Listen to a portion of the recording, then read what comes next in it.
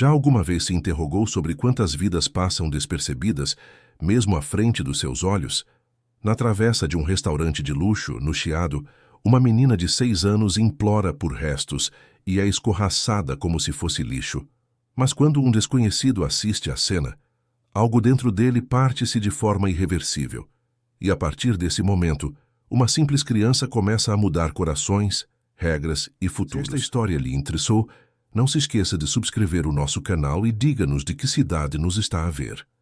Continuando, a noite caía pesada sobre Lisboa, trazendo consigo aquela mistura de luzes que fazem a cidade parecer viva e indiferente ao mesmo tempo. As avenidas largas enchiam-se de carros apressados, de gente a voltar do trabalho, de montras que brilhavam, tentando seduzir os olhos cansados dos transeuntes.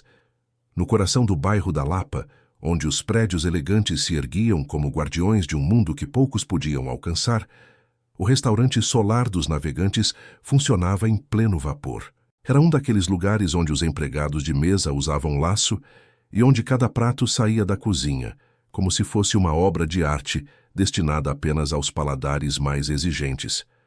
Mas por trás da fachada impecável, nas traseiras do estabelecimento, onde a elegância dava lugar ao betão frio e aos canos expostos, havia um beco. Era ali que os sacos do lixo se acumulavam todas as noites, esperando a recolha da madrugada. Era ali também que outra realidade, muito diferente daquela dos salões iluminados, insistia em existir. Entre os resíduos do luxo, pequenas sombras às vezes moviam-se. Gatos, ratos e, de vez em quando, pessoas. Pessoas que a cidade preferia não ver, que o sistema empurrava para as margens, que viviam dos restos que outros descartavam sem pensar 2 vezes. Naquela noite de quinta-feira, quando o movimento do restaurante começava a diminuir e os últimos clientes saboreavam as suas sobremesas, uma dessas sombras mexeu-se entre os sacos do lixo. Era pequena demais para ser um adulto. Pequena demais até para ser uma criança de 10 anos. A menina tinha no máximo 5 anos, talvez 6, mas a fome e o tempo nas ruas tinham feito dela alguém que parecia carregar o peso de muito mais. O seu vestido, que um dia talvez tivesse sido cor-de-rosa, agora era apenas uma mancha indefinida de sujidade e rasgões. Os pés descalços estavam cobertos de feridas pequenas, daquelas que surgem quando se anda muito por passeios quentes e asfalto áspero.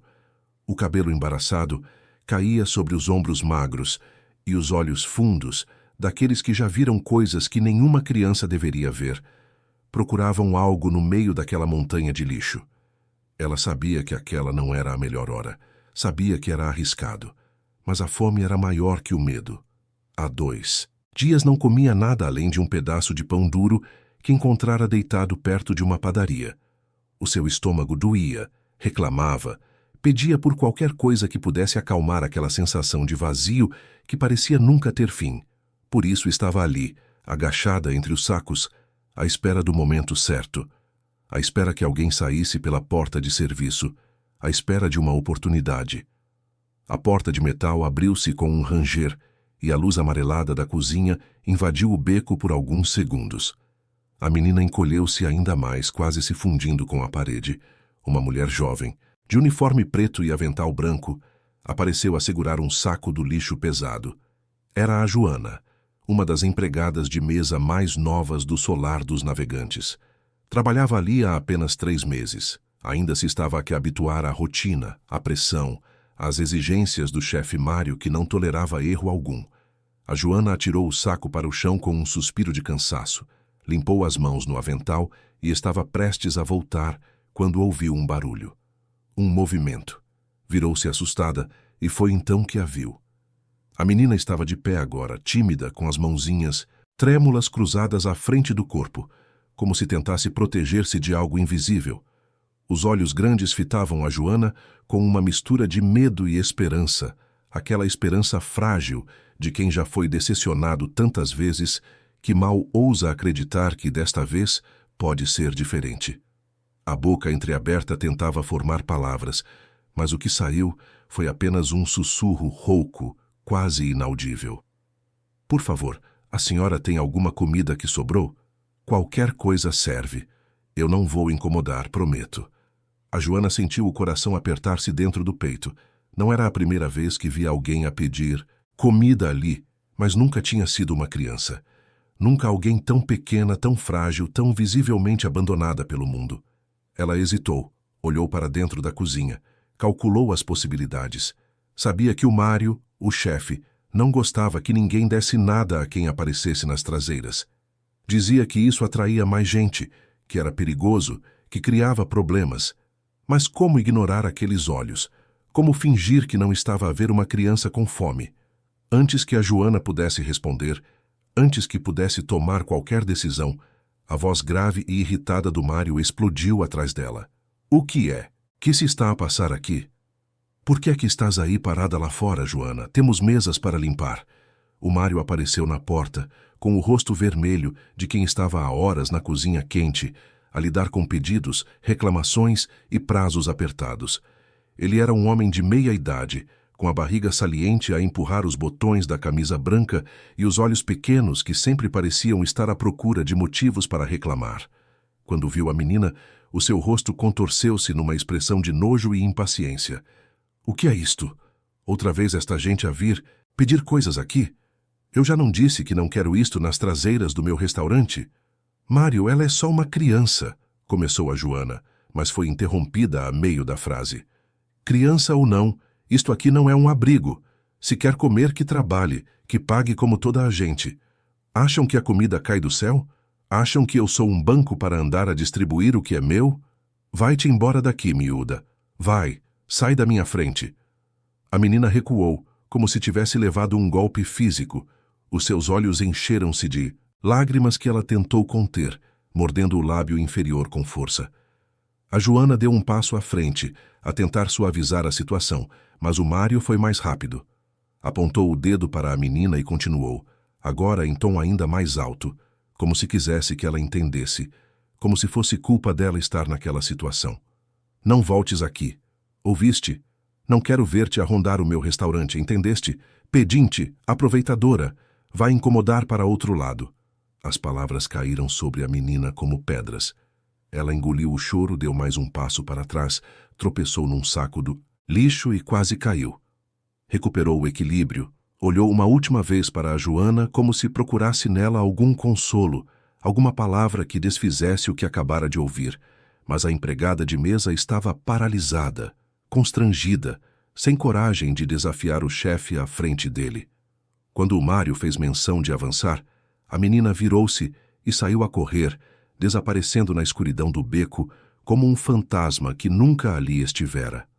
O Mário voltou para dentro do restaurante a resmungar algo sobre como as pessoas não tinham vergonha na cara, sobre como o mundo estava cheio de aproveitadores. A Joana ficou parada por mais alguns segundos, com o coração pesado, a sentir que algo dentro dela se tinha quebrado. Ela sabia que devia ter feito alguma coisa. Sabia que devia ter enfrentado o Mário, ter pegado num prato de comida, ter ao menos oferecido uma palavra gentil. Mas o medo de perder o emprego, a necessidade de sustentar a própria família, tudo isso a paralisou. Com um suspiro triste, ela voltou para dentro, fechou a porta de metal e tentou, sem sucesso, esquecer aqueles olhos fundos de fome. O que nenhum deles sabia, o que o Mário jamais poderia imaginar naquele momento de arrogância e frieza, era que havia alguém a observar tudo. Numa das janelas das traseiras do restaurante, longe do salão principal, havia um homem sentado sozinho numa pequena mesa discreta. O seu nome era Rui Mendes, e embora estivesse vestido de maneira simples, com uma camisa social azul clara sem gravata e calças de alfaiataria sem nenhum luxo aparente, ele era o dono da maior rede de restaurantes de Lisboa. O Solar dos Navegantes era apenas um dos 15 estabelecimentos que levavam a sua marca. Mas o Rui fazia questão de visitar cada um deles regularmente, sempre de forma discreta, sem alarde, sem avisar com antecedência. Queria ver como as coisas funcionavam de verdade, quando ninguém sabia que o dono estava por perto. Naquela noite, o Rui jantara sozinho, como fazia com frequência desde que a esposa falecera 3 anos antes. A casa grande no Restelo, com os seus 5 quartos e jardim espaçoso, estava sempre vazia. Os filhos que ele nunca tivera jamais encheram aqueles cômodos de risadas e bagunça. A vida que construíra, cheia de conquistas profissionais e reconhecimento, sempre parecera suficiente enquanto ela estava ao seu lado. Mas depois que o cancro a levou, depois que ficou sozinho naquele casarão silencioso, o Rui começou a sentir um vazio que nenhum sucesso empresarial conseguia preencher. Ele estava a terminar o seu café quando ouviu as vozes do lado de fora. A janela estava entreaberta e, embora não pudesse ver com clareza, conseguia ouvir cada palavra que o Mário gritava. Levantou-se devagar, aproximou-se da janela e foi então que viu a cena completa. A menina pequena, suja, faminta, a ser humilhada por um homem adulto como se fosse menos que nada, como se fosse lixo, assim como os sacos que a cercavam. O Rui sentiu algo a revolver-se dentro dele. Uma raiva surda, uma indignação profunda, mas também uma dor que não esperava sentir, porque naqueles olhos assustados da criança ele viu tudo o que estava errado no mundo. Viu a crueldade disfarçada de pragmatismo, viu a indiferença travestida de bom senso, viu uma sociedade que descartava gente como descartava embalagens vazias. O Rui não interveio de imediato, não porque não quisesse, mas porque algo dentro dele dizia que precisava de entender mais. Precisava de saber de onde aquela menina vinha, para onde ia, como tinha chegado ali. Pagou a conta discretamente, deixou uma gorjeta, generosa para a Joana sem fazer perguntas, e saiu do restaurante pela porta da frente. Caminhou até a esquina, virou no beco das traseiras e esperou. Minutos depois, viu a pequena figura a sair das sombras, a caminhar devagar pela rua, os ombros caídos, os passos arrastados.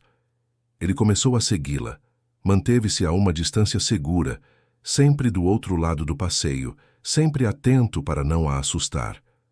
A menina seguia pela Rua Augusta, a passar por bares lotados, por lojas ainda abertas, por grupos de jovens a rir alto. Ninguém parecia notar a sua presença.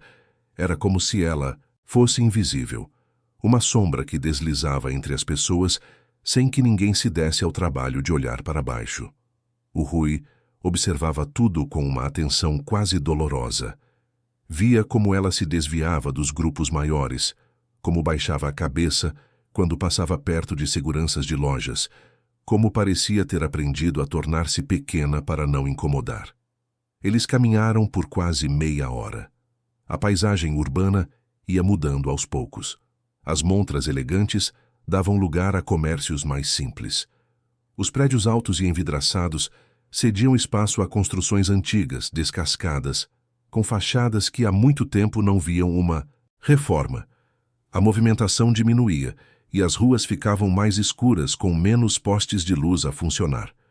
O Rui sentia o coração apertado a cada quarteirão que percorria. Para onde é que aquela criança estava a ir? Onde é que ela dormia? Tinha alguém à sua espera?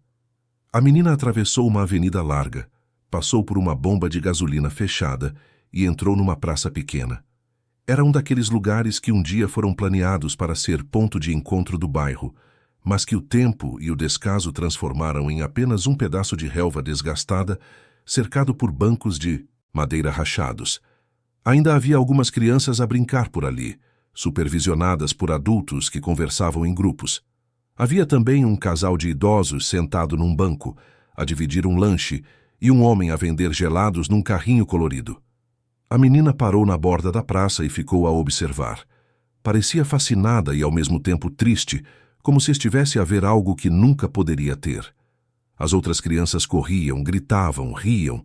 Tinham roupas limpas, calçado nos pés, adultos que cuidavam delas. Tinham o que ela não tinha. Depois de alguns minutos parada ali, ela caminhou até um banco, vazio, o mais afastado possível dos outros, e sentou-se. Abraçou os joelhos contra o peito, apoiou o queixo sobre eles e ficou assim, quieta, a olhar para o céu que começava a escurecer completamente. O Rui, escondido atrás de uma árvore do outro lado da praça, observava sem entender direito o que se estava a passar. E foi então que viu algo que o partiu ao meio. A menina começou a cantar. Baixinho, quase num sussurro, mas ele conseguia ouvir porque a praça estava a ficar vazia e o silêncio da noite começava a impor-se. Parabéns a você nesta data querida, muitas felicidades, muitos anos de vida. Ela cantou sozinha, sem bolo, sem vela, sem ninguém para bater palmas. Cantou para si mesma como quem tenta acreditar que existe, que importa, que merece ao menos aquele ritual mínimo que toda a criança conhece. Quando terminou, fechou os olhos com força, juntou as mãos como em oração e fez um pedido silencioso. O Rui não conseguia ouvir o que ela pedia, mas podia imaginar. Podia sentir no ar, na forma como os seus lábios se moviam, na expressão de desejo puro estampada naquele rosto sujo. Quando abriu os olhos, a menina levantou-se devagar, olhou ao redor uma última vez e continuou a caminhar. Saiu da praça e atravessou uma rua estreita e entrou por um corredor entre dois prédios antigos. O Rui seguiu-a, agora com mais cuidado, porque o lugar estava a ficar cada vez mais isolado. Eles passaram por terrenos baldios, por muros grafitados, por construções abandonadas. O barulho da cidade ia ficando para trás, substituído por um silêncio pesado, interrompido apenas pelo som distante de carros na avenida. A menina chegou até um viaduto. Embaixo dele, havia um tapume de madeira com várias tábuas em falta. Ela abaixou-se, passou por um buraco e desapareceu do outro lado. O Rui esperou alguns segundos, respirou fundo e fez o mesmo. Do outro lado do tapume, havia um terreno abandonado. Era claramente o que restara de uma obra que nunca fora concluída. Havia tijolos espalhados, sacos de cimento endurecido, ferros retorcidos, pedaços de betão quebrado. E no canto mais afastado, protegido pela sombra do viaduto, havia um pequeno abrigo improvisado. Era feito de cartão. Caixas grandes de eletrodomésticos, provavelmente resgatadas de algum lixo, formavam as paredes. Por cima, lonas plásticas rasgadas tentavam proteger da chuva, presas com pedras e pedaços de madeira. Dentro, era possível ver alguns cobertores velhos, sujos, rasgados. Havia uma mochila pequena, desbotada, e ao lado dela, uma garrafa de plástico com um pouco de água. No chão, uma fruta amassada, talvez uma banana ou uma maçã, guardada como se fosse um tesouro. A menina entrou no abrigo, sentou-se sobre um dos cobertores e pegou na fruta com cuidado. Comeu devagar, a mastigar cada pedaço como se quisesse fazer durar o máximo possível. Bebeu um gole de água, tapou a garrafa de volta e guardou na mochila. Depois deitou-se sobre o cartão, puxou um dos cobertores sobre o corpo e começou a cantar novamente. Desta vez não era parabéns. Era uma canção de embalar, uma daquelas que as mães cantam para os filhos dormirem. Só que ela cantava para si mesma, com a voz embargada, a tentar acalmar o próprio medo da noite que se aproximava. O Rui estava escondido atrás de um bloco de betão a poucos metros de distância. Assistia àquela cena com os olhos marejados, a sentir uma mistura de raiva, tristeza e impotência. Como? Como é que uma criança daquele tamanho estava a dormir sozinha num terreno abandonado? Onde estavam os adultos responsáveis por ela? Onde estava o Estado, as instituições, as pessoas que deveriam proteger quem não se pode proteger? E mais importante, como é que ele, Rui Mendes, com todo o dinheiro que tinha, com toda a influência que possuía, nunca tinha parado para pensar que cenas como aquela aconteciam todos os dias, bem debaixo do seu nariz, na cidade que ele achava conhecer tão bem? Ele ficou ali por mais de 1 hora, à espera que a menina adormecesse.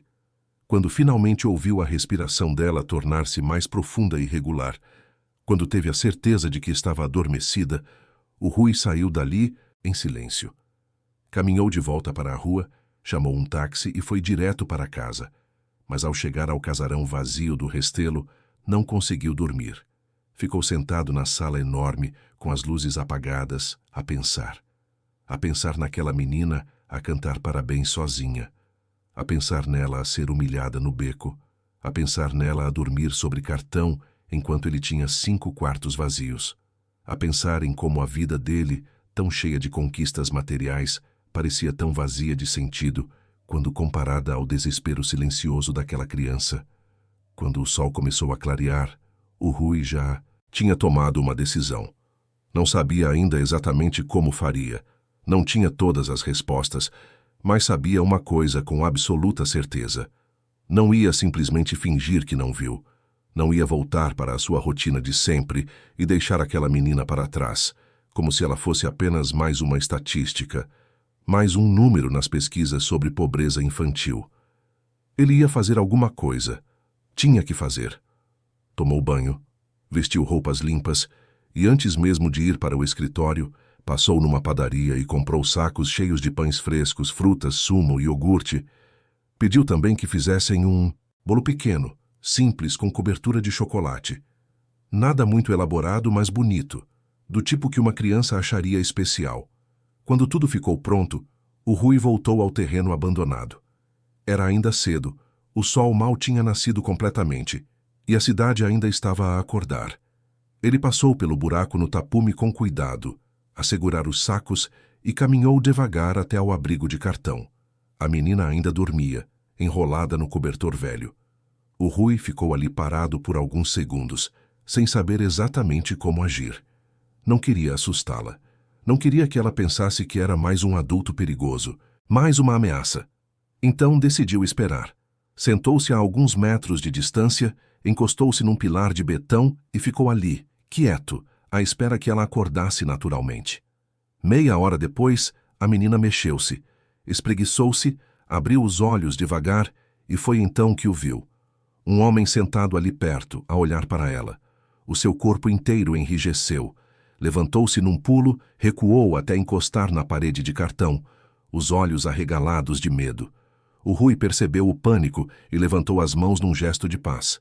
Calma, eu não vim fazer nada de mal, não precisas de ter medo de mim. A menina não respondeu. Apenas olhava, a calcular se devia correr, se devia gritar, se devia fazer alguma coisa. Mas as pernas pareciam coladas ao chão. O Rui continuou a falar, com voz suave, a tentar transmitir segurança. Eu vi-te ontem à noite. Vi o que aconteceu no restaurante. Vi como foste tratada. E fiquei com o coração apertado. Então segui-te, não para te fazer mal, mas porque queria entender onde moras, como vives. Sei que pode parecer estranho, sei que não me conheces, mas eu trouxe uma coisa para ti. O Rui pegou num dos sacos e colocou no chão a meio caminho entre os dois. Depois recuou novamente, a dar espaço para que ela pudesse aproximar-se se quisesse. A menina olhou para o saco, depois para ele, depois para o saco de novo. A desconfiança lutava contra a curiosidade e a fome. O Rui continuou. Tem pão, fruta, sumo. E tem um bolo também. Um bolo a sério. Não precisas de aceitar se não quiseres. A decisão é tua. Mas se aceitares, sabe que não quero nada em troca. Só queria que tivesses algo para comer hoje. A menina ficou imóvel por quase um minuto inteiro. Então, devagar, deu um passo à frente. Depois outro. E mais outro. Quando chegou perto do saco, agachou-se rapidamente, puxou-o para perto e abriu. Os seus olhos arregalaram-se quando viu o que havia dentro. O cheiro de pão fresco invadiu o ar. As frutas coloridas pareciam brilhar sob a luz do sol. E lá no fundo, cuidadosamente embrulhado, estava o bolo. Pequeno, simples, mas perfeito. Ela pegou no bolo com as duas mãos, como se estivesse a segurar algo que poderia quebrar a qualquer momento. Olhou para o Rui com uma expressão que ele jamais esqueceria. Era gratidão, misturada com descrença. Era alívio misturado com medo de que aquilo fosse um sonho. Era a expressão de alguém que há muito tempo não sentia que importava para alguém. É a sério? Perguntou ela, com a voz trêmula. É mesmo para mim? O Rui sentiu um nó na garganta. Assentiu sem conseguir falar por alguns segundos. Quando finalmente encontrou a voz, respondeu. É teu. Parabéns atrasados.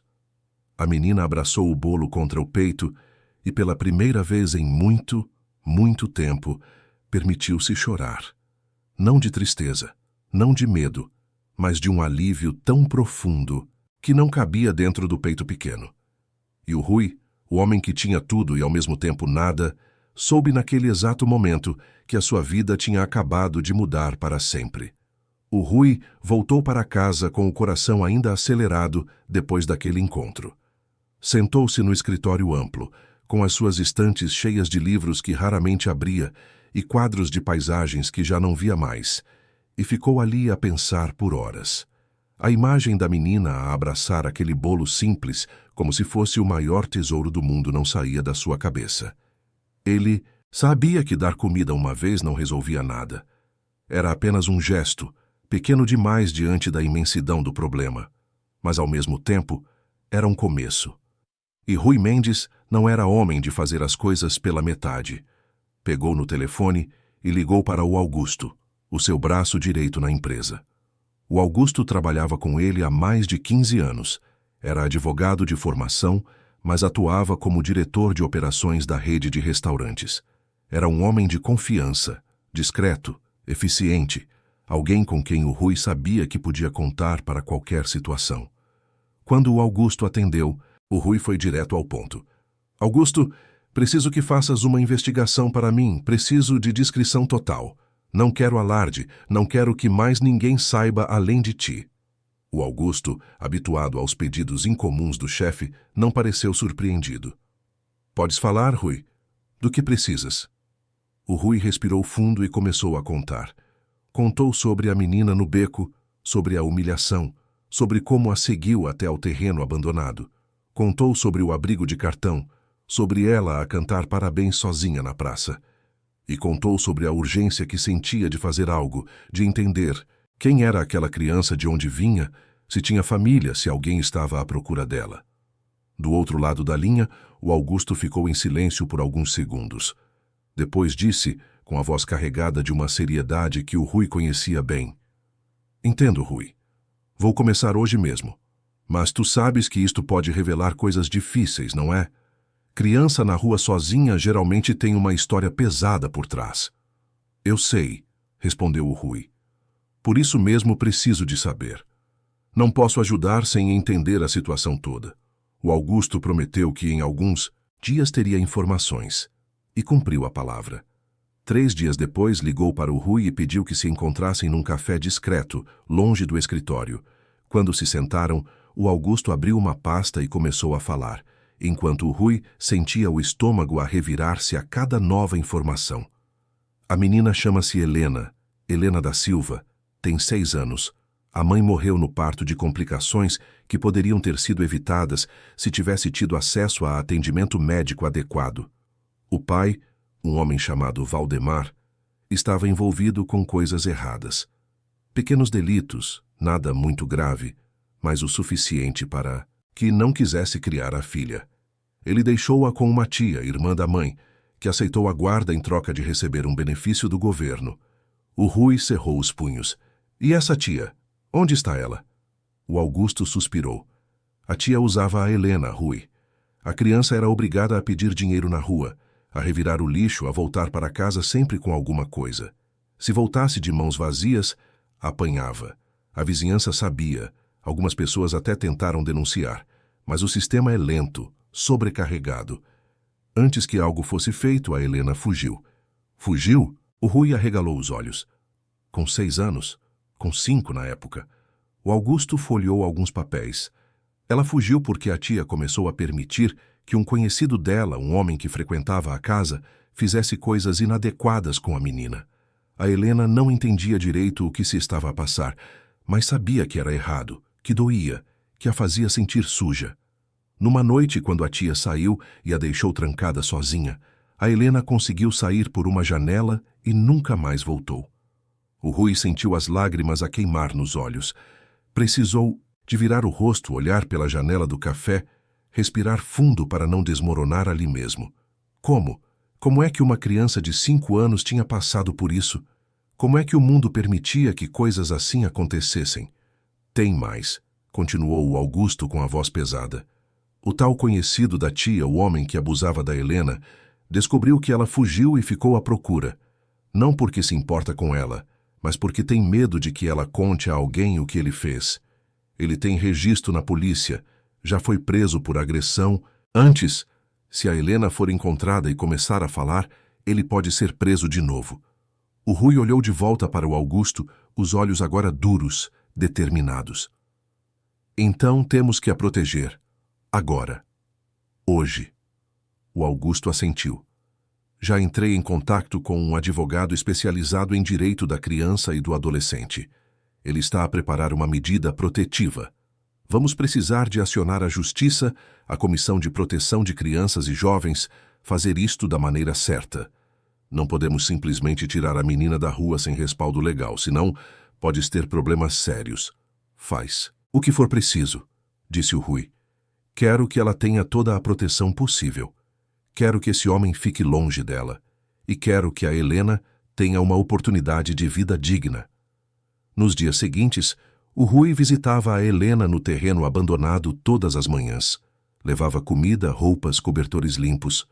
Conversava com ela devagar, a ganhar a sua confiança aos poucos. A Helena era desconfiada, como toda a criança que aprendeu da pior forma que os adultos podem magoar. Mas havia algo no jeito calmo do Rui, na forma como ele respeitava o espaço dela que, aos poucos, ia derretendo as barreiras. Uma manhã, o Rui levou consigo uma mulher chamada Sílvia. Ela era assistente social, contratada por ele para ajudar no processo. A Sílvia tinha anos de experiência a trabalhar com crianças em situação de vulnerabilidade. Sabia como abordar, como conversar, como não assustar. Quando a Helena a viu, ficou tensa, mas o Rui explicou que a Sílvia era a amiga que estava ali para ajudar também. A Sílvia sentou-se no chão à altura da Helena e começou a conversar. Não fez perguntas invasivas, não pressionou. Apenas contou histórias, falou de outras crianças que tinha ajudado, explicou que existiam lugares seguros, pessoas que se importavam. A Helena ouvia em silêncio, os olhos atentos, a processar cada palavra. Foi a Sílvia quem, depois de várias conversas ao longo de uma semana, conseguiu que a Helena contasse a sua história. Aos poucos, com a voz baixa e pausas longas, a menina foi revelando os pedaços da sua vida.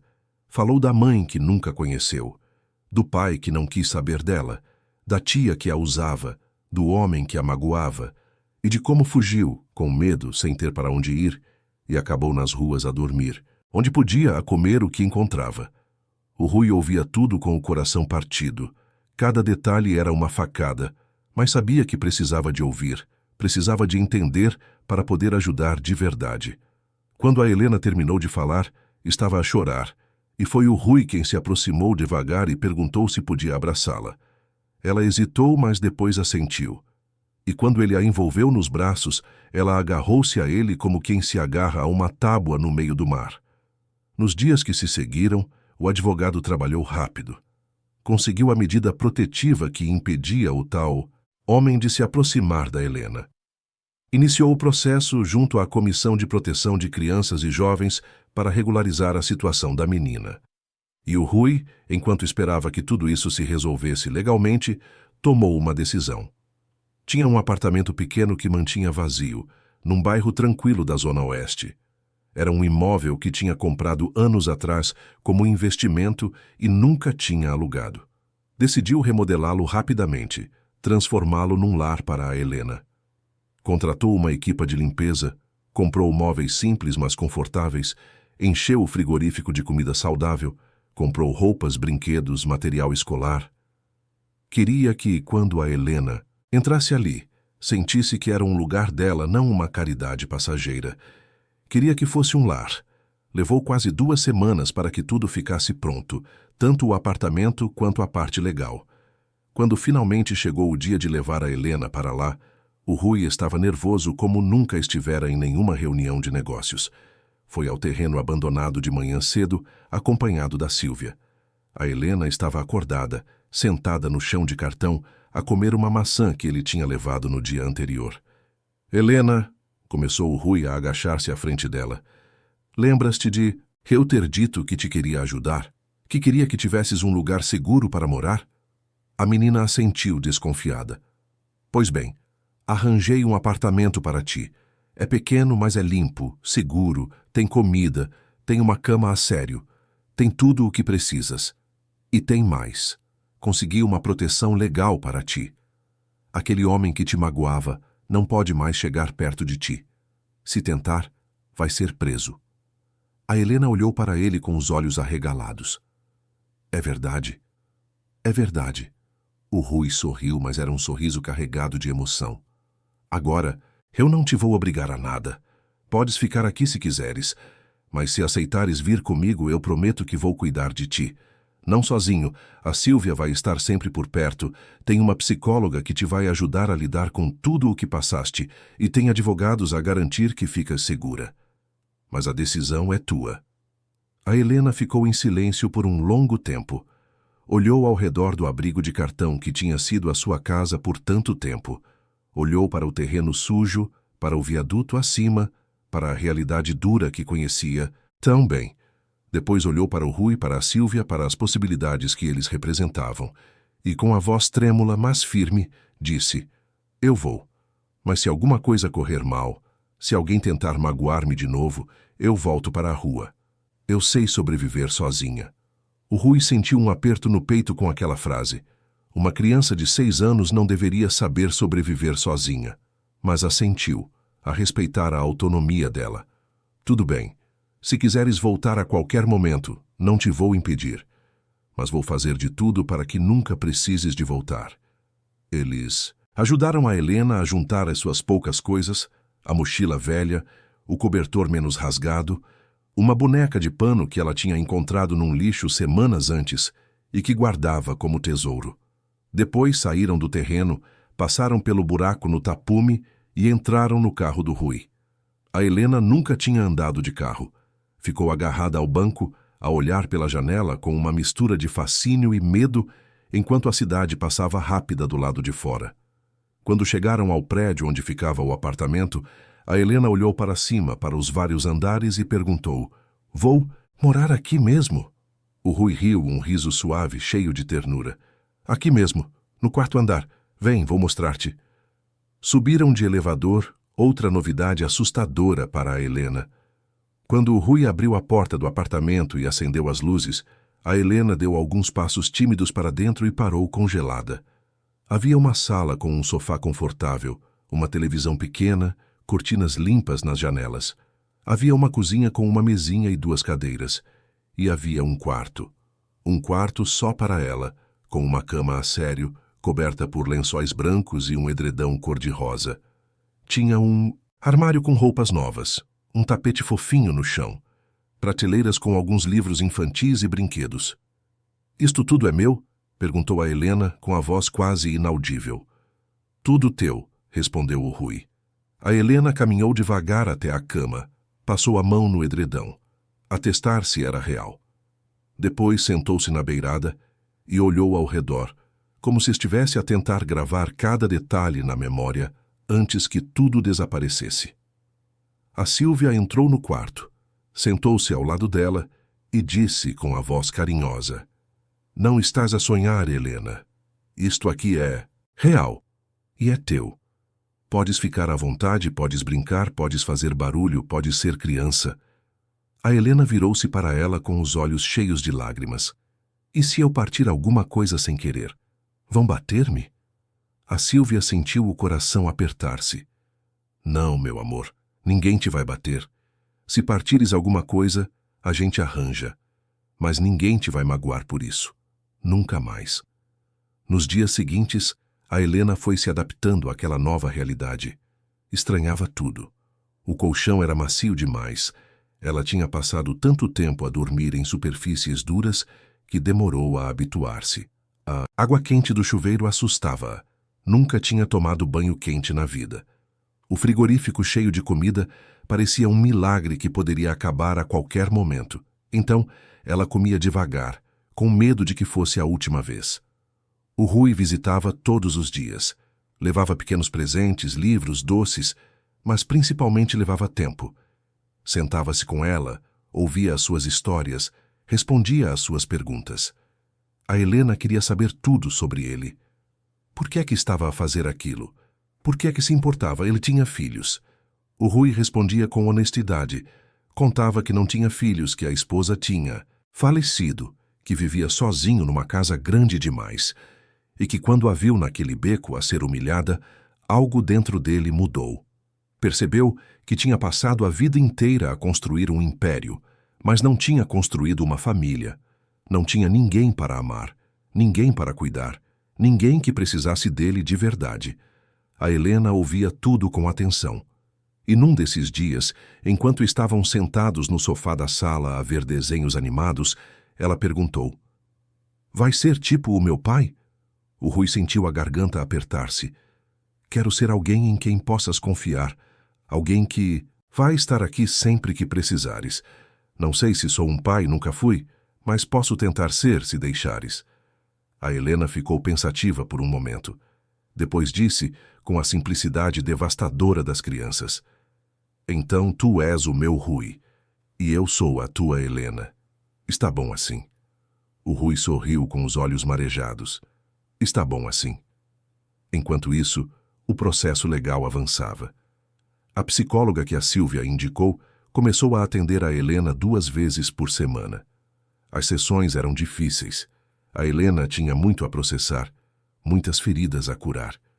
Mas aos poucos, com paciência e cuidado, ela começava a entender que o que aconteceu com ela não foi culpa sua, que ela não era suja, que não merecia ter sido magoada. Começava a entender que agora estava segura. A Comissão de Proteção de Crianças e Jovens acompanhava de perto, a fazer visitas regulares, a garantir que tudo estava a ser feito da forma correta. O Rui não queria atalhos, não queria usar influência para acelerar processos de forma irregular. Queria fazer tudo certo, mesmo que demorasse mais, porque não estava a fazer aquilo por capricho, estava a fazer para dar a Helena uma oportunidade real de futuro. E enquanto cuidava da Helena, o Rui também não se esquecia de onde tudo tinha começado: o restaurante, o Mário, a humilhação. Ele voltou ao solar dos navegantes algumas vezes, sempre discreto, sempre a observar. Via como o Mário tratava a equipa, como falava com os clientes, como geria o lugar. E quanto mais via, mais se convencia de que aquele homem não representava os valores que ele queria para a sua empresa. Se estivesse no lugar do Rui, teria confrontado o Mário imediatamente ou teria esperado para entender melhor a situação? Conte-nos nos comentários. Numa noite de sexta-feira, quando o restaurante estava lotado, o Rui entrou vestido de forma mais formal. Desta vez não queria passar despercebido, queria ser visto. Sentou-se numa mesa no centro do salão e pediu o menu. O Mário, ocupado na cozinha, não notou quem era o cliente. Foi apenas quando o Rui pediu para falar com o gerente que o Mário saiu, a limpar as mãos no avental, pronto para atender mais uma reclamação ou elogio qualquer. Quando viu quem estava sentado à mesa, o Mário empalideceu. "Senhor Mendes, não sabia que o senhor estava aqui. Se tivesse avisado, eu teria preparado tudo de forma especial." O Rui olhou para ele com uma expressão neutra. "Senta-te aqui, Mário. Preciso de conversar contigo." O Mário sentou-se, nervoso, a ajeitar a gravata, a tentar sorrir. "O que posso fazer pelo senhor?" O Rui não perdeu tempo. "Há algumas semanas eu estava a jantar aqui sozinho, numa mesa discreta perto das traseiras, e vi uma coisa que me incomodou muito." O Mário franziu a testa, a tentar lembrar-se. "O que, senhor?" "Vi-te a humilhar uma criança, uma menina de 6 anos que pediu restos de comida. Vi-te a chamá-la de pedinte, de aproveitadora. Vi-te a tratá-la como lixo." O rosto do Mário ficou vermelho. "Ah, aquilo! Senhor Mendes, o senhor precisa de entender, essas pessoas aparecem aqui a toda hora. Se a gente der atenção, vira confusão, atrai mais gente, cria problemas de segurança." O Rui levantou a mão, a interromper. "Não quero ouvir desculpas. Quero que entendas uma coisa muito simples. Esta empresa não é sobre comida, é sobre pessoas. E se não consegues tratar uma criança faminta com dignidade, então não serves para trabalhar aqui." O Mário tentou falar, mas o Rui continuou agora em voz mais alta, fazendo com que algumas mesas próximas começassem a prestar atenção. "Aquela menina que tu humilhaste estava a dormir num terreno abandonado. Tinha fugido de casa porque estava a ser abusada. Estava sozinha no mundo. E quando teve coragem de pedir ajuda, tu enxotaste-a como se fosse um animal." O restaurante foi ficando mais silencioso. As pessoas olhavam, curiosas. O Mário estava vermelho de vergonha e raiva ao mesmo tempo. "Senhor Mendes, Por favor, não precisa de fazer isto à frente de toda a gente. Preciso sim, respondeu o Rui, a levantar-se. Porque toda a gente aqui precisa de saber que tipo de pessoa está a comandar esta cozinha. Precisa de saber que esta empresa não tolera crueldade, não tolera falta de empatia, não tolera que ninguém seja tratado como menos que humano. O Rui pegou no telemóvel, abriu algumas fotos e mostrou ao Mário. Eram imagens da câmara de segurança das traseiras, a mostrar a Helena a ser enxotada, a mostrar o Mário a gritar com ela, e tinha também fotos de outros momentos semelhantes. Um idoso a ser tratado com desprezo, uma mulher a pedir restos a ser mandada embora com grosseria. Tens duas opções, Mário: reconhecer que erraste, pedir desculpas publicamente e aceitar participar numa formação sobre dignidade humana e responsabilidade social, ou ser despedido agora à frente de todos e ter estas imagens divulgadas a mostrar o tipo de pessoa que tu és. O Mário olhou ao redor.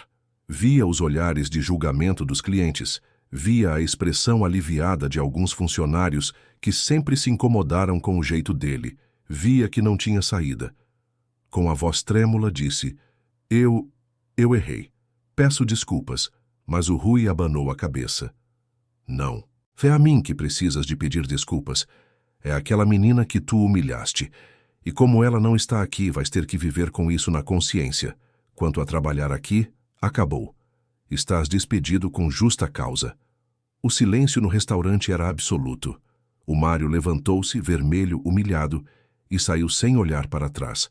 O Rui então virou-se para a Joana, a empregada de mesa que tinha presenciado tudo naquela noite. Chamou-a até a mesa. Joana, lembras-te daquela noite? Ela assentiu com os olhos cheios de lágrimas. Lembro-me sim, senhor. Eu queria ter ajudado, mas tive medo de perder o emprego. O Rui sorriu gentil. Não fizeste nada de errado, mas agora quero dar-te uma oportunidade. A partir de hoje, tu és a nova gerente deste restaurante. E a tua primeira missão é implementar uma política nova. Toda a comida que sobrar e estiver em condições de consumo será doada a instituições, abrigos e pessoas em situação de sem-abrigo. Com respeito, organização e dignidade. Aceitas? A Joana mal conseguia acreditar. Aceito, senhor, de todo o coração. E foi assim, naquela noite, que a história da Helena começou a transformar não apenas uma vida, mas toda uma cultura dentro da empresa de Rui Mendes. O que começou com uma menina a pedir restos no lixo estava a tornar-se algo muito maior. Os meses foram passando e a vida da Helena ia ganhando cores que ela nunca imaginou que existissem. Acordar num colchão macio deixou de ser estranho e passou a ser normal. Tomar o pequeno almoço com pão quentinho, leite e frutas deixou de parecer um sonho e tornou-se rotina. Mas mais importante que tudo isso era acordar a saber que o Rui estaria ali. Que a Sílvia passaria para conversar. Que tinha gente que se importava se ela dormiu bem, se estava com fome, se precisava de alguma coisa. A matrícula na escola foi um momento especial. O Rui levou-a pessoalmente, a segurar a sua mão enquanto caminhavam pelos corredores coloridos cheios de desenhos infantis pregados nas paredes. A Helena olhava tudo com os olhos arregalados, fascinada e ao mesmo tempo assustada. Nunca tinha entrado numa escola antes. Não sabia ler, não sabia escrever, mal sabia segurar um lápis direito. Mas a diretora, uma senhora chamada Dona Beatriz, de cabelos grisalhos e sorriso acolhedor, ajoelhou-se à frente dela e disse com a voz carinhosa: Bem-vinda, Helena. Aqui vais aprender muitas coisas. Vais fazer amigos, vais brincar, vais descobrir que és capaz de muito mais do que imaginas. No primeiro dia de aula, a Helena agarrou-se à perna do Rui com força, sem querer que ele fosse embora. O Rui agachou-se, olhou nos olhos dela e disse com a voz firme, mas gentil: Eu vou voltar. No final do dia, vou estar aqui à tua espera. Prometo. E eu cumpro sempre as minhas promessas. A Helena hesitou, mas acabou por soltar a perna dele. Entrou na sala de mãos dadas com a professora, uma moça jovem chamada Carolina, que a levou até uma carteira perto da janela. As outras crianças olhavam curiosas para a menina nova, com o seu uniforme novinho em folha e a expressão assustada. Mas aos poucos, com a paciência da Carolina e a naturalidade com que as crianças fazem amizades, a Helena começou a soltar-se. No recreio, uma menina chamada Isabel ofereceu-lhe metade do seu lanche. A Helena olhou para aquele pedaço de bolo como se fosse ouro e perguntou tímida: "Tens a certeza? Não vai fazer-te falta?" A Isabel riu. "A minha mãe manda sempre a mais. Podes comer." E foi ali a dividir um pedaço de bolo no pátio da escola, que a Helena fez a sua primeira amiga. Quando o Rui voltou no final do dia, como prometera, encontrou a Helena à espera no portão com um sorriso no rosto. Um sorriso verdadeiro, daqueles que iluminam tudo ao redor. Ela correu até ele e pulou para os seus braços, a contar atropeladamente sobre tudo o que tinha aprendido, sobre a Isabel, sobre como a professora Carolina era simpática, sobre os desenhos que fizeram. O Rui ouviu-a com atenção, a sentir o peito a apertar-se de emoção. Aquela era a criança que ele vira a cantar parabéns sozinha numa praça. Aquela era a criança que dormia sobre cartão. E agora ela estava ali, cheia de vida, cheia de histórias para contar, cheia de futuro. Ele entendeu, naquele momento, que não estava apenas a dar uma nova vida a Helena. Ela estava a dar uma nova vida a ele também. Em casa, as noites ganharam um ritual. Depois do jantar, a Helena escolhia um livro e pedia para o Rui ler. No começo, eram histórias simples, com muitas figuras e poucas palavras. Mas aos poucos, conforme a Helena ia aprendendo a reconhecer as letras, ela mesma começava a ler algumas frases. O Rui tinha uma paciência infinita. Quando ela travava numa palavra difícil, ele esperava, dava dicas, comemorava quando ela acertava. E no final de cada história, antes de dormir, a Helena fazia sempre a mesma pergunta: "Vais estar aqui amanhã de manhã?" E o Rui respondia sempre: "Vou. Vou estar sempre." A Sílvia continuava a acompanhar de perto. Fazia visitas regulares, conversava com a Helena sobre como se estava a sentir, sobre a escola, sobre os pesadelos que ainda apareciam às vezes, porque apesar de toda a estrutura, de todo o carinho, os traumas não desapareciam da noite para o dia. A Helena ainda acordava à meio da noite às vezes, suada, com medo de que tudo fosse um sonho e que quando abrisse os olhos estivesse de volta ao terreno abandonado. Nesses momentos, o Rui estava sempre atento. Ouvia quando ela se mexia no quarto, ia até lá, sentava-se na beirada da cama e ficava ali até ela voltar a dormir. A psicóloga, a doutora Márcia, também fazia um trabalho essencial. Nas sessões, a Helena ia aos poucos aprendendo a nomear os seus sentimentos, a entender que a raiva, a tristeza e o medo eram normais depois de tudo o que passou. Aprendia que não precisava de ser forte o tempo todo, que podia chorar, podia pedir ajuda, podia ser apenas uma criança. E aos poucos, muito devagar, as feridas internas começavam a cicatrizar. O Rui, por sua vez, também estava a mudar. O homem que antes vivia para o trabalho, que passava 12, 14 horas por dia imerso em folhas de cálculo, reuniões e estratégias empresariais, agora tinha outros compromissos. Tinha que estar em casa na hora do jantar. Tinha que ajudar com os trabalhos de casa. Tinha que ir às reuniões de pais na escola. E descobriu que gostava daquilo tudo.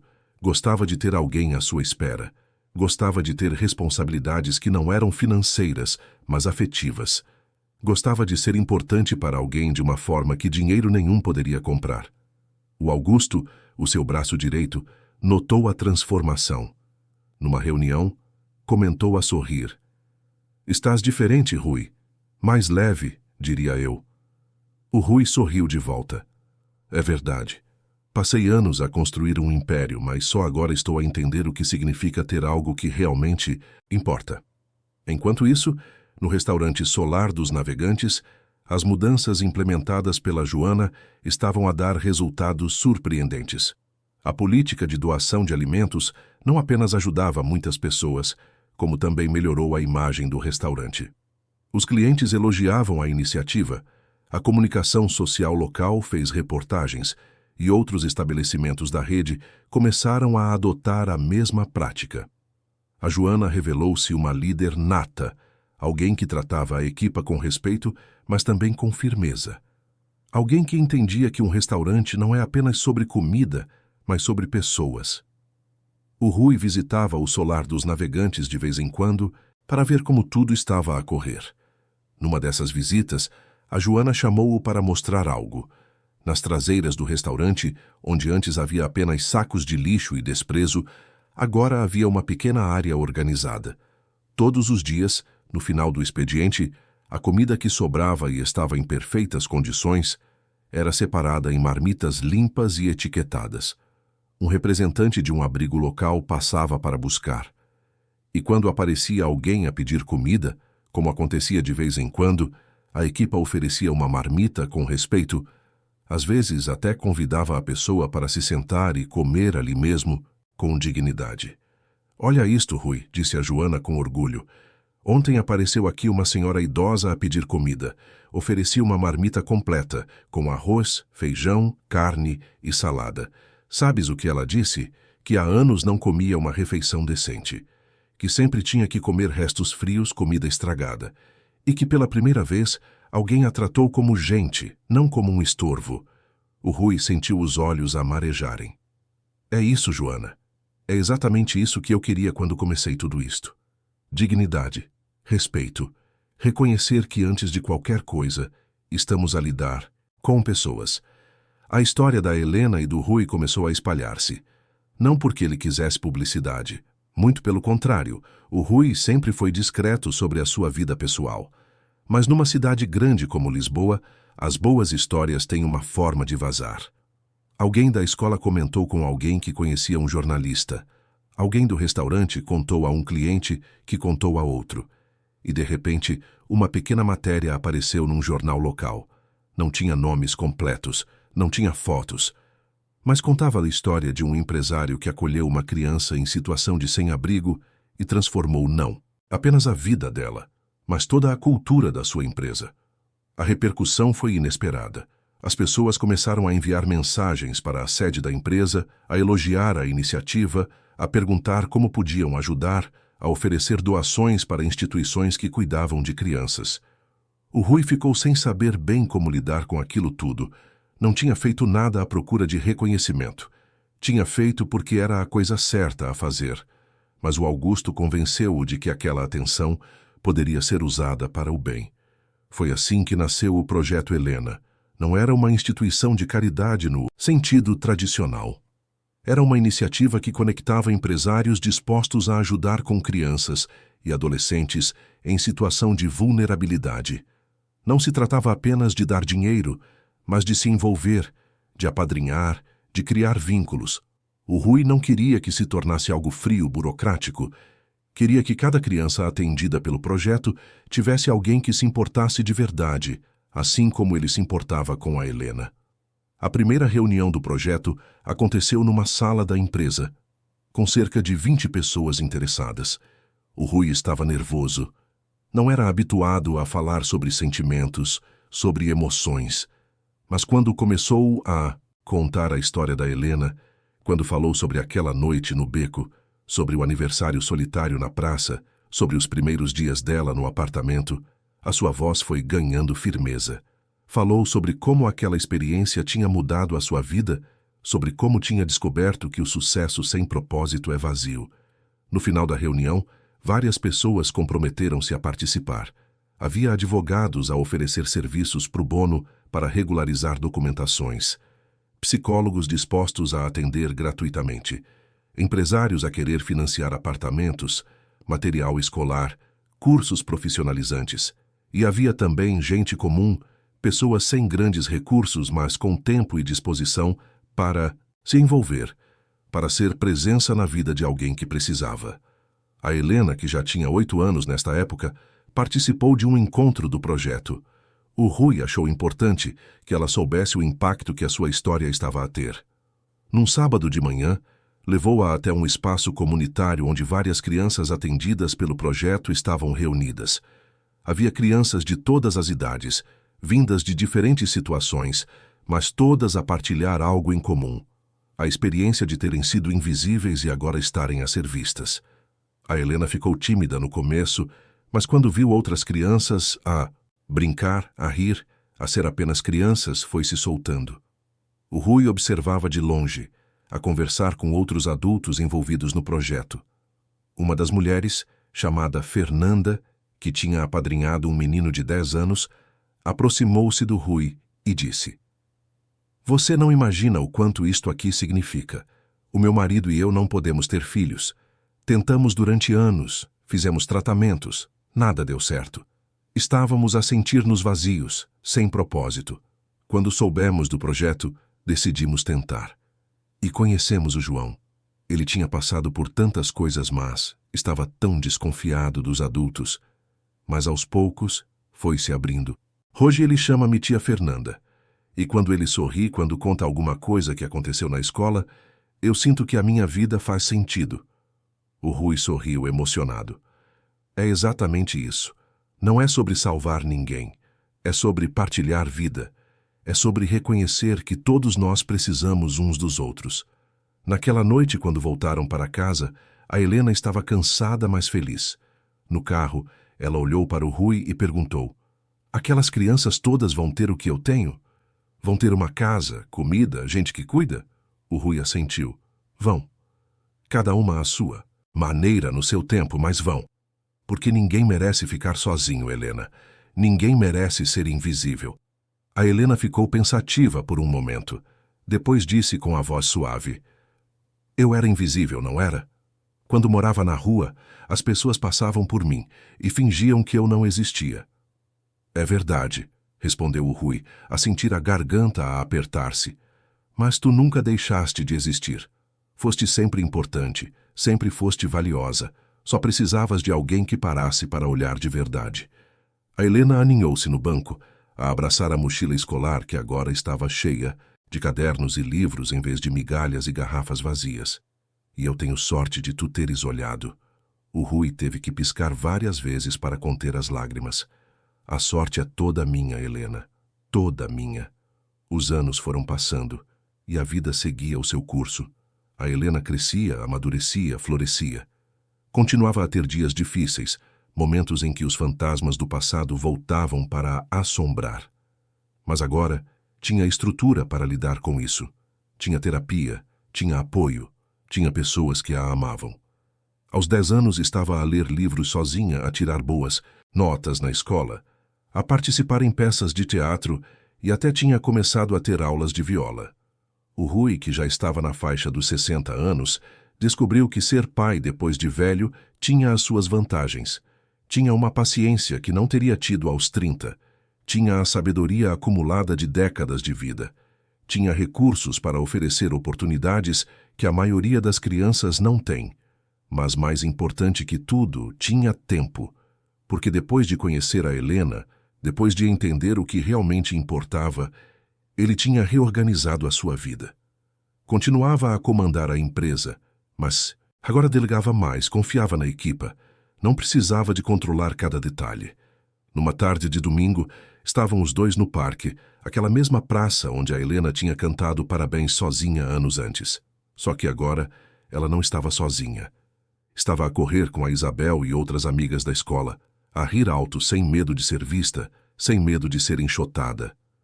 O Rui estava sentado num banco, a observar, quando a Sílvia apareceu.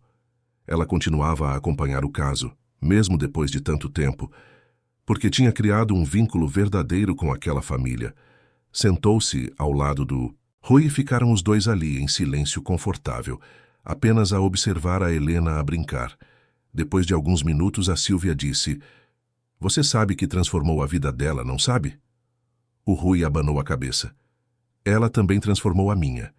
Eu vivia em piloto automático, acordava, trabalhava, dormia, tudo sem sentido, sem cor. A Helena trouxe vida para dentro da minha casa. Trouxe propósito para a minha existência." A Sílvia sorriu. "Salvaram-se um ao outro, então." O Rui concordou. "Acho que sim, acho que foi exatamente isso. Naquele momento, a Helena veio a correr, até eles, ofegante, com as bochechas rosadas de tanto correr.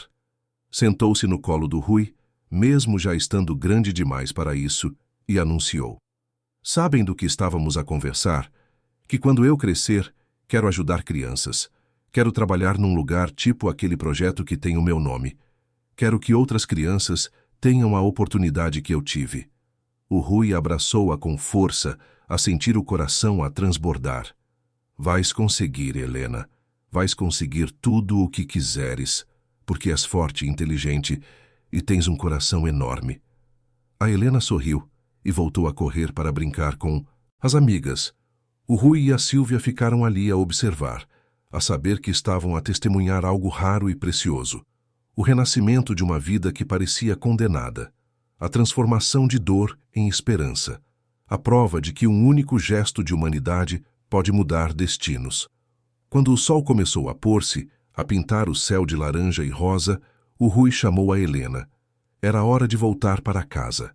No caminho, ela segurou a mão dele e disse, com a simplicidade que só as crianças têm: "O meu lugar favorito no mundo é contigo, sabias?"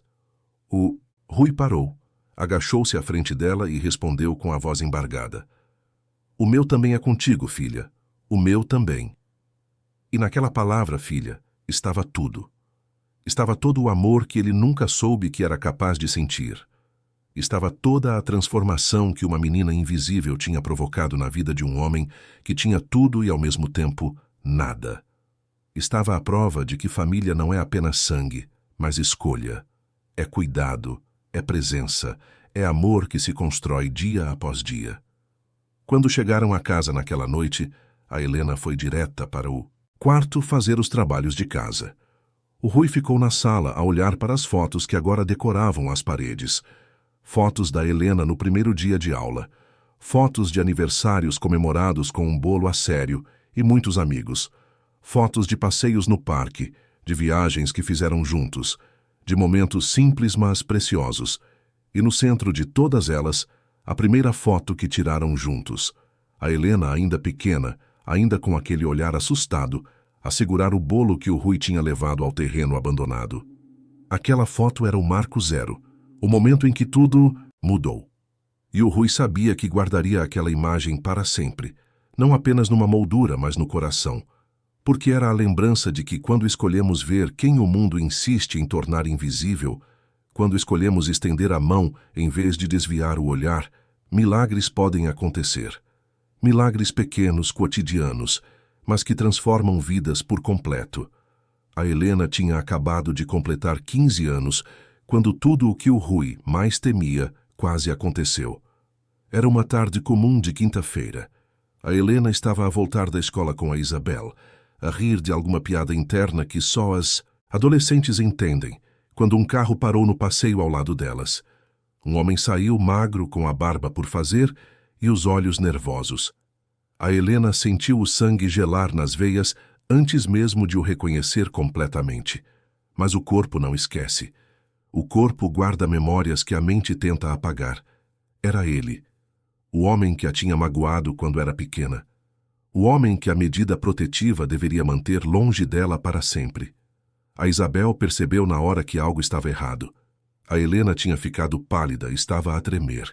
O homem deu alguns passos na direção delas e falou com a voz áspera, a tentar soar casual, mas a falhar miseravelmente. "Helena, és tu mesma? Nossa, como cresceste! Precisamos de conversar." "Não." Foi tudo o que a Helena conseguiu dizer. A voz saiu fraca, trêmula, mas ela forçou-se a continuar. "Não podes estar aqui. Há uma ordem judicial. Se chegares perto de mim, vais ser preso." O homem riu, mas era um riso sem alegria, tenso. "Ah, aquilo. Olha, eu só quero conversar. Só uns minutinhos. Não me vais negar isso depois de tanto tempo, pois não, afinal eu meio que fui família para ti." A Isabel, com uma coragem que não sabia que tinha, puxou do telemóvel e gritou: "Vou ligar para a polícia agora. Sai daqui." O homem hesitou, olhou ao redor, viu que algumas pessoas na rua estavam a começar a prestar atenção. Deu mais um passo como se fosse insistir, mas a Helena reuniu todas as forças que tinha e gritou, com uma voz que ecoou pela rua inteira: "Sai daqui!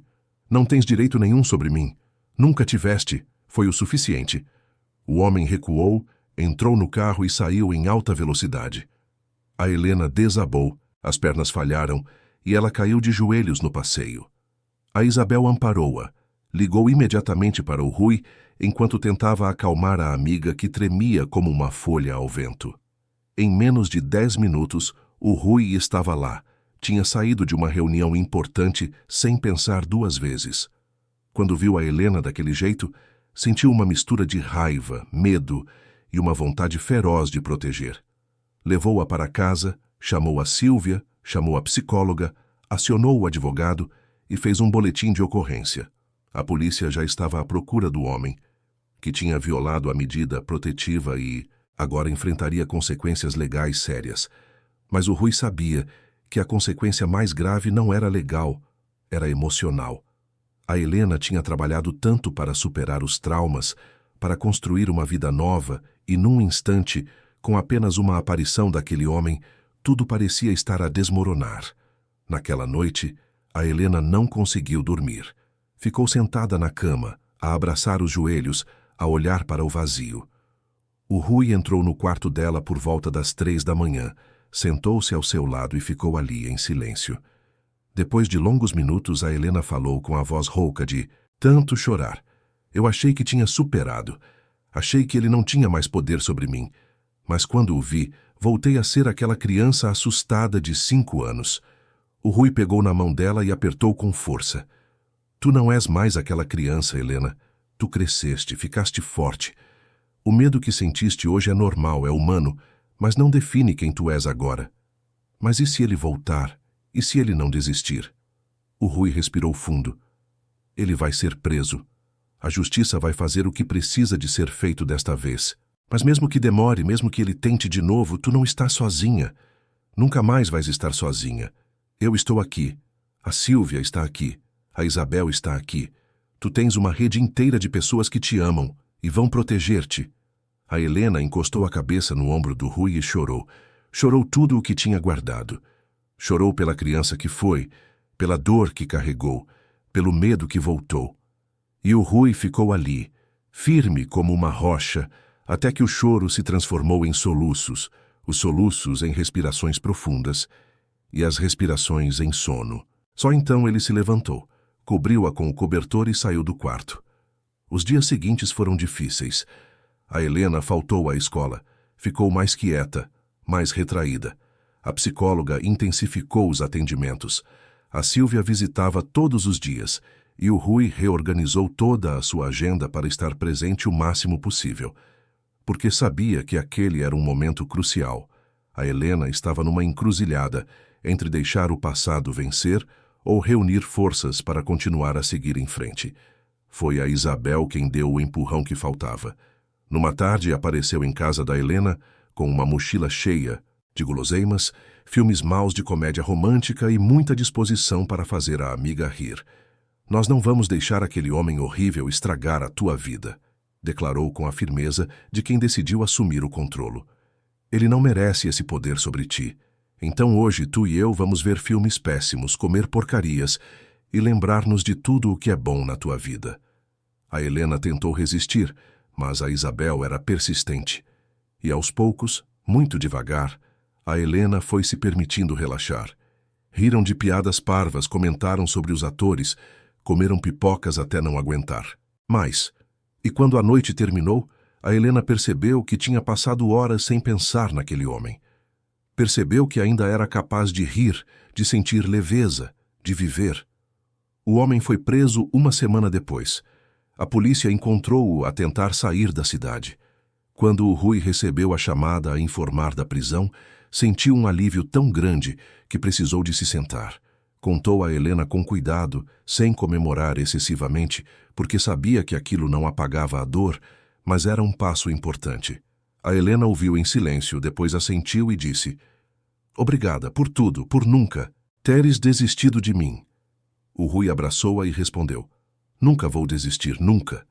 Com o tempo, a Helena foi se recuperando daquele susto. Voltou para a escola, retomou as aulas de viola, voltou a sorrir com mais frequência. E, mais importante, entendeu algo fundamental.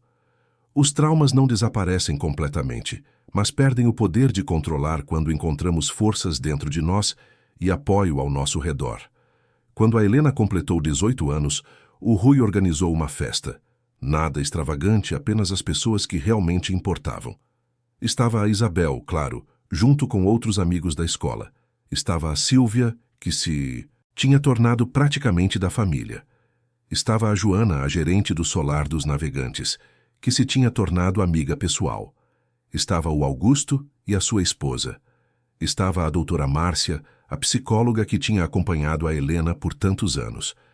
E estavam também algumas das crianças do Projeto Helena, que tinham criado vínculos ao longo dos anos.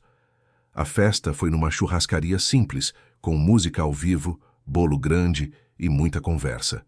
Mas o momento mais especial foi quando o Rui pediu a atenção de todos e fez um brinde. Levantou o copo e disse, com a voz carregada, de emoção: há 13 anos eu conheci uma menina pequena, faminta, assustada, que estava a pedir restos de comida num beco.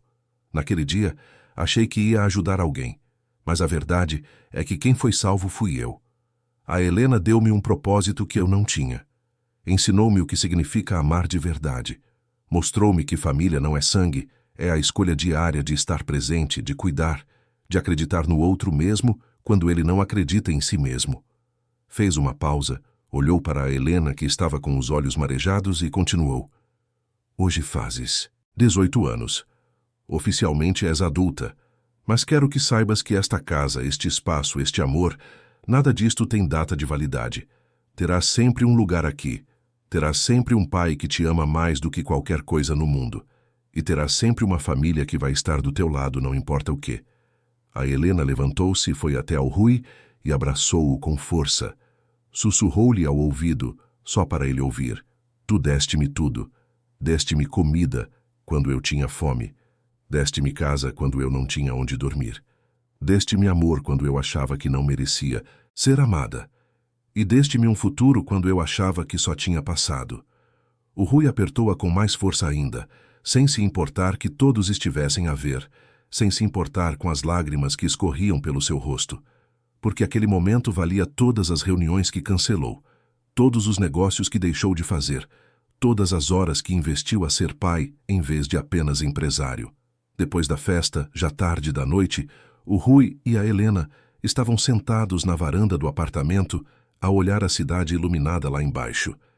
A Helena tinha acabado de ser aprovada no acesso ao ensino superior para psicologia. Queria trabalhar com crianças em situação de vulnerabilidade. Queria devolver ao mundo um pouco do que tinha recebido. E o Rui não poderia estar mais orgulhoso. Sabes em que fico a pensar? Disse a Helena a quebrar o silêncio. Se não tivesses olhado para mim naquela noite, se tivesse sido como todas as outras pessoas que passavam por mim e fingiam que eu era invisível, onde é que eu estaria hoje? O Rui ficou pensativo. Não sei, Helena. Talvez tivesses encontrado ajuda em outro lugar.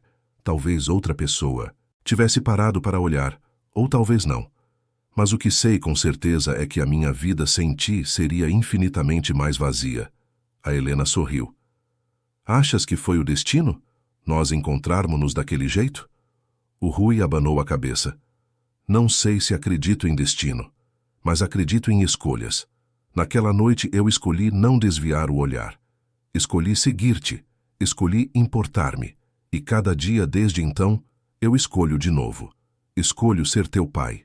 Escolho amar-te. Escolho estar presente.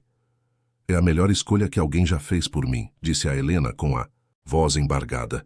Foi a melhor escolha que já fiz por mim também.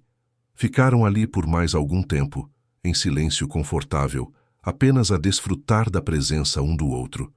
E a Helena pensou em toda a jornada. Pensou na criança que foi, a cantar parabéns sozinha numa praça. Pensou na adolescente assustada que quase foi apanhada de volta pelo passado.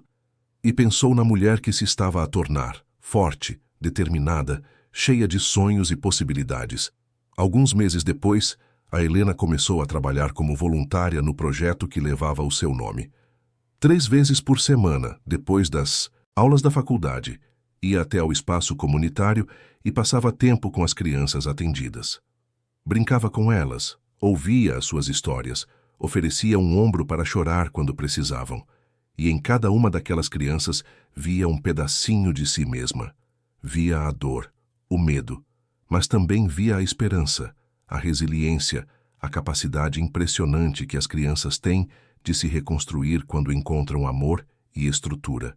Teve uma menina em especial, chamada Luísa, que tocou fundo no coração da Helena. Tinha 7 anos, cabelos encaracolados e um olhar desconfiado de quem já aprendeu a não esperar nada de bom dos adultos.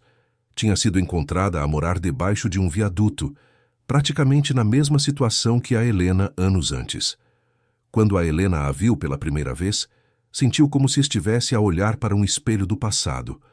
Aproximou-se devagar, sentou-se no chão ao lado da Luísa e não tentou forçar conversa. Apenas ficou ali, presente, disponível. Depois de alguns minutos, a Luísa perguntou com a voz pequena: "Tu também moravas na rua?" A Helena assentiu. "Morava, quando eu tinha mais ou menos a tua idade. E o que aconteceu?" "Alguém olhou para mim. Alguém decidiu que eu importava e deu-me uma oportunidade de recomeçar." A Luísa ficou pensativa. "Achas que eu também posso ter uma oportunidade?" A Helena pegou na mão pequena da menina e apertou com carinho. "Tenho a certeza. E sabes de uma coisa? Não estás sozinha nisto. Há muita gente aqui a querer ajudar-te, inclusive eu. Foi o começo de uma conexão especial." A Helena passou a acompanhar o caso da Luísa mais de perto, a trabalhar junto com a equipa do projeto. E meses depois, quando a Luísa foi acolhida por uma família que se apaixonou por ela, a Helena estava lá, a chorar de alegria, a saber que mais uma vida estava a ser transformada. O Rui observava tudo isso com um orgulho que não cabia no peito. Via a Helena a tornar-se a mulher incrível que sempre soube que ela seria. Via o ciclo a completar-se, a menina que foi salva agora a salvar outras. E entendia finalmente o verdadeiro significado de legado. Não era deixar dinheiro, não era deixar empresas, era deixar amor multiplicado. Era plantar sementes de esperança que continuariam a brotar muito depois de ele não estar mais por perto. Numa noite, já com a Helena na faculdade, a fazer estágio e a pensar no futuro, o Rui teve uma conversa importante com ela.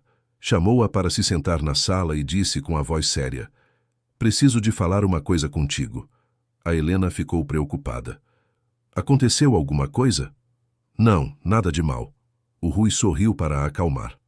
"É sobre documentos legais. Já és maior de idade há algum tempo.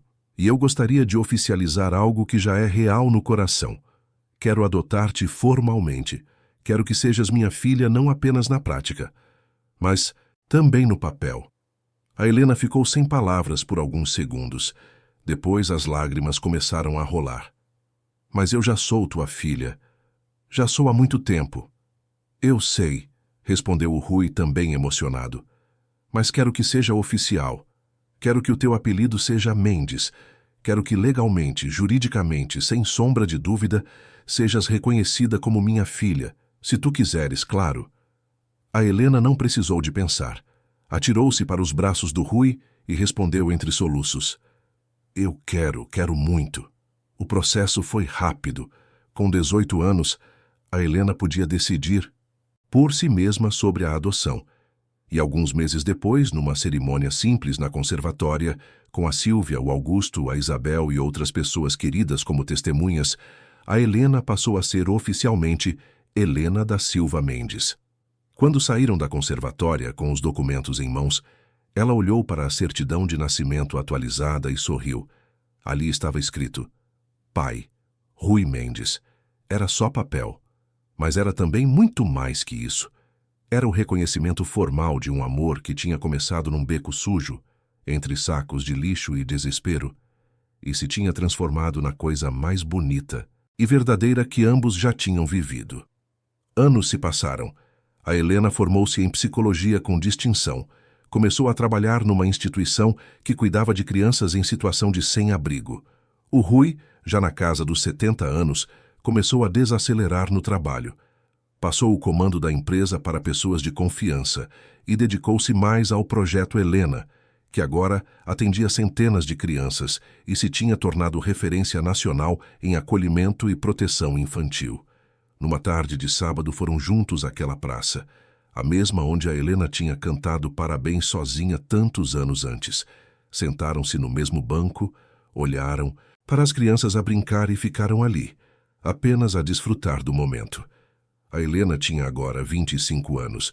Estava a namorar um rapaz que conhecera na faculdade, a pensar em fazer mestrado, cheia de planos e sonhos.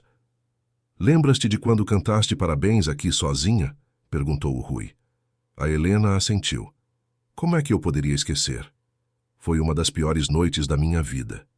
Mas também foi importante, porque foi pouco antes de tu apareceres.» O Rui ficou em silêncio por um momento.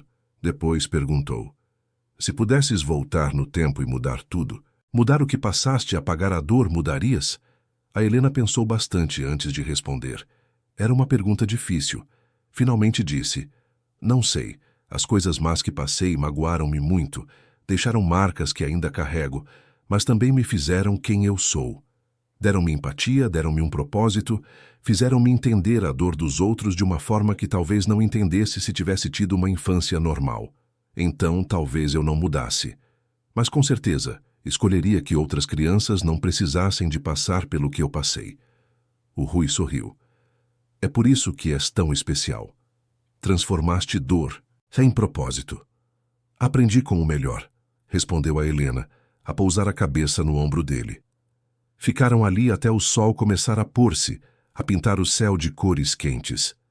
E quando se levantaram para ir embora, caminharam de mãos dadas, pai e filha, unidos por uma história que começou com um olhar que decidiu não desviar, com uma escolha de ver quem estava a ser invisível, com um gesto de humanidade num mundo que tantas vezes se esquece de ser humano. Caros ouvintes, esperamos que a história da Helena e do Rui tenha tocado o seu coração. Se emocionou com esta jornada de transformação, de como um único gesto de compaixão pode mudar destinos, clique no botão de gosto, subscreva o canal e conte-nos nos comentários o que mais o marcou nesta história. Foi a coragem da Helena em continuar a acreditar? Foi a determinação do Rui em não desviar o olhar? Ou foi a prova de que a família é construída com amor, presença e escolhas diárias? Todos os dias, trazemos histórias intensas como esta, que revelam o lado mais profundo da alma humana, que nos lembram da importância de enxergar quem o mundo insiste em tornar invisível. Porque no final todos nós temos o poder de mudar uma vida. Basta escolher olhar, escolher importar-se, escolher agir. Esperamos por si no próximo episódio, com mais uma história que vai mexer com as suas emoções e fazê-lo refletir sobre o que realmente importa na vida. Até breve.